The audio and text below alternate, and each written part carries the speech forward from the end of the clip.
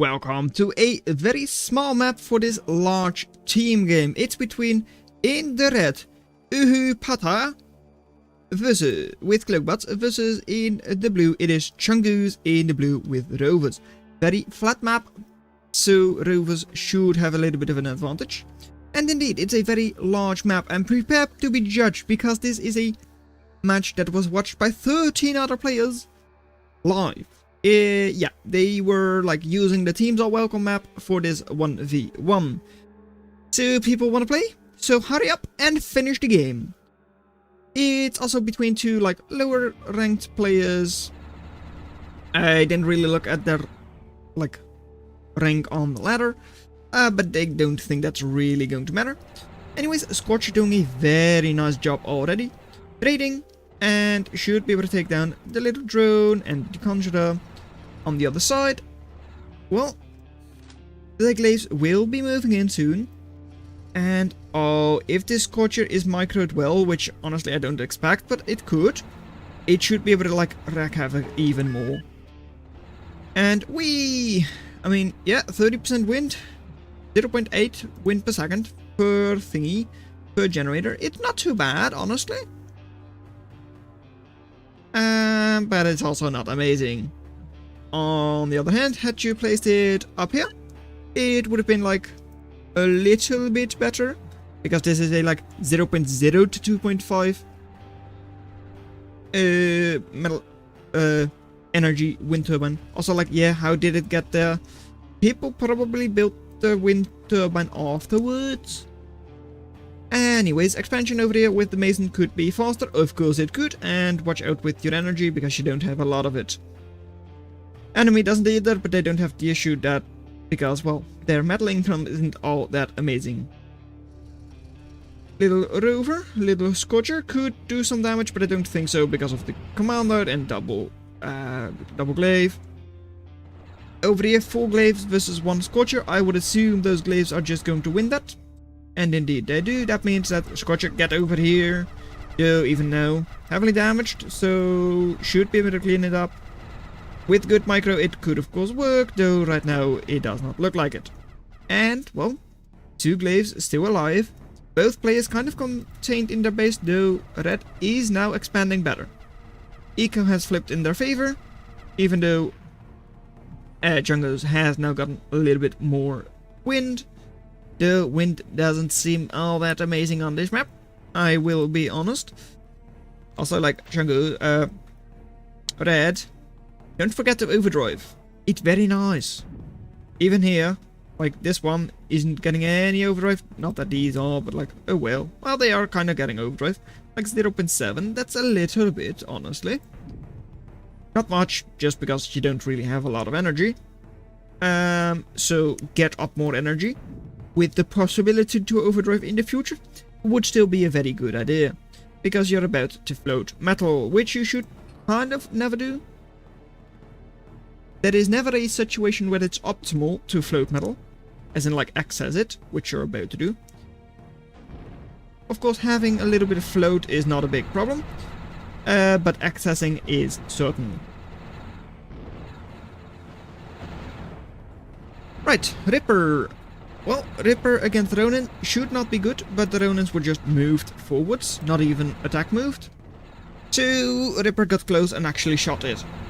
They shot Ripper. You shouldn't be shooting your friends. You've got a lot of AoE and focused on the metal extractor, so the glaive kills it. That means that the Ripper, the riot killed the skirmisher, and the raider killed the riot. That's the wrong way around with those arrows, guys. Anyways, right now, expansion is quite good for that, though again, no energy, so is struggling with that access. Almost 500 already. Will soon be 500, probably next time it updates. Is it? I don't know. Anyways, Ripper over here. Might be able to counter those skirms for some reason, but don't expect that to happen. So, slowly but surely being cleaned up, and indeed they do realize. Retreat! Masons! Moving to a strange position, honestly, but now we'll be stopping there. Okay, good. Scorchers, you know what? Unit control is not awful. Scorchers, sending those in after those skirmishes is actually the thing you should be doing. Could be quite nice to just get a couple of darts in as well. And take down the expansion. Raiding is very important. There isn't anything over here. Like, there really isn't.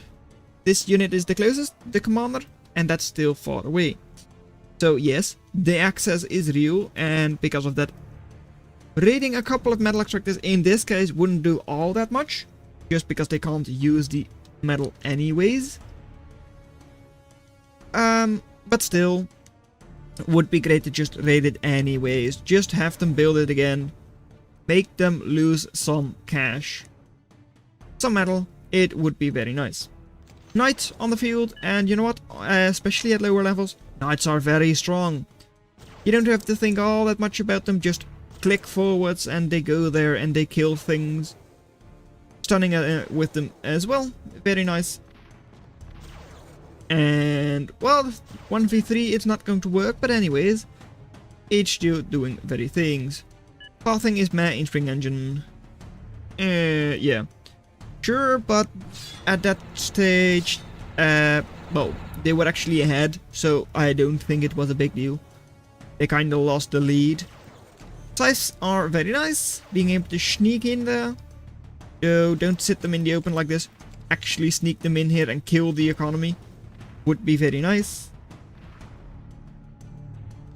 Knight is about to die, you would assume. With like multiple fences, multiple rippers. And no more radar would do the same. Yes, and what's the radar shadow like? Quite awful, so not exactly amazing. To go advanced radar here. It's a small map. Generally on like bigger maps it can be good. Like a couple of those, like if you go quick play, like 2 or 3 of those maps are really nice to just use advanced radar on, because you can see pretty much the entire map without any radar shadow. And of course advanced radar is generally really safe. It does cost you a bit, but well, if you don't want to think about the radar, it can be really good. Right, slings will be shooting down a couple of these rovers, though if they are just moving forwards, they will get killed themselves. A couple of raiders could do really nicely over here, because actually just going full on Scorcher spam would have probably just killed red. Honestly, we haven't seen any reavers, so just a couple of darts, a couple of Scorchers would have just destroyed everything. Okay, sure. But they're kind of just building the same as their enemy is. If you see, like, well, Fencer is their, like, skirmisher or artillery, one of the two. And the kind of assaults, yeah. I mean, sure, you're cleaning them up. Going fences against assaults is not really nice, because, yeah, fences don't have a lot of DPS. And all of a sudden, raiders getting close and killing everything after your rippers went down. Yeah, that's the issue. Your rippers... Yeah, epic fill. Your rippers just go down to all of the artillery. And even to the knights. And after that, the enemy glazed can just clean you up. Your own ravagers, your assaults, are quite decent against raiders, all things considered. But still, they are definitely not a counter. Having your rippers survive or just build more Scorchers yourself, like build more raiders yourself, would be really nice. Also, like, this is not going to work, I would assume, though you can always hope. And indeed, last assault will get cleaned up. Sure, there it is. And yes, the imp stun temptation. Don't even think about using imps at this level. Also, like, I don't like those one-time things. I have to micro them. I do not like them. But indeed, they would be really good against, like, what they had at that stage. Especially because they were close to your base. Amazing time for imp. Same with snitch and all that. Having a ball of units like they had Just throw a snitch in there. It's very cheap. Well, is it very cheap? It is quite cheap. And really effective, if it is. I just don't like them personally. I don't like using them. It's difficult. I don't play this game to have a difficult time. And a Scorcher. Very nice. And yeah, sure, that's 300 alpha damage, but still, will survive just barely. And takes a while for it to reload, and it does get a Conjurer as well. 4 Knights versus like 5 Rippers and a couple of Fences. You know what? The Knights should just win that. A lot of HP, quite good damage. Honestly, they do not like good DPS as in the Raider good, but like they do have good damage. Let's be honest, like 230 damage, 600 paralysis, with like more than 100 DPS, that's quite nice. Also, like, why just 2? I mean, that's 10, 20, 30 build power. 42, and that's not even talking about those 3 Masons. They've got more than enough build power. Why do you need more than 2? Of course, they should be using their constructors in order to actually use more than like 30 build power. But honestly, it's actually not too bad to have like just 2 caretakers at this stage. You can use 1 or 2 more, like 1 more. But if you use your constructors, your commander, it is fine. And, oh, that's fine. Why do you consider going Crasher? You did not spot your enemy going air. Did you just think, oh, that looks cool? Click. Okay, no, you actually cancel it. That, to me, means that I actually know what it does. And I do still like those dots. Sure, like they get almost insta-killed by those Knights. But still, a lot of them, so really effective, because most of... most of the damage from the Knights gets wasted. And you yourself have good DPS, nicely stunned, like nice slowdown and all that. Really, really effective against Knights. More so than Scorchers? Yes, I think so. Just because of the like 50% damage waste against dots. So yes, I do think they are actually better against Knights than Scorchers are. Even though you lose a lot of them. 4 Scorchers could have taken down the commander had there not been any like defenses here. No other defenses compared to the, like apart from the commander. But there were, so no shot. And kind of wasting units over there. Still, eco not being targeted. And reclaim. 4,000 reclaim. Almost like 4,500 reclaim. That's a lot! Take the reclaim and win the victory. Yes, you can win the victory. Indeed you can. Or just win the battle. That's fine by me too. So, you once again need more units. And please, especially at lower levels, just use repeat. It saves so much time. It's, well, not really time. It allows you to focus on so many other things. Like expanding, like raiding, whatever. Now you have to like split your focus on more things again, making the game more difficult. Don't do that.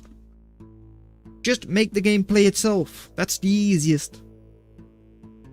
Of course, it's not the ideal way to play in some circumstances, but here you probably should just use it. Also, like, link that grid better because you missed a couple of spots. Anyways, expansion, Stinger in front, quite nice to hold the position. Caretaker, oh, so you're even going to reclaim, and like, from this point forwards, like this is the range, so 1700 will be reclaimed by the game itself. That would be nice if you constructed the Caretaker.